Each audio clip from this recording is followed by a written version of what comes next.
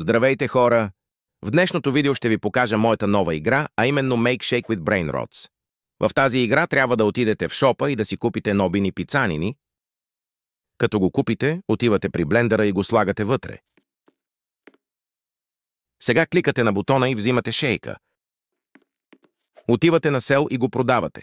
Така получавате пари, с които да вземете по-добри брейн роти. Аз като създател на играта имам команди, които ще използвам на евентите, като играта бъде изцяло завършена. Така че очаквайте.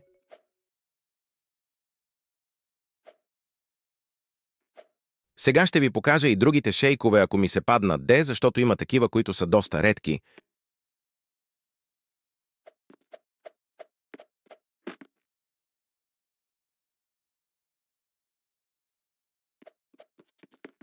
Ето го и най-редкият шейк в играта.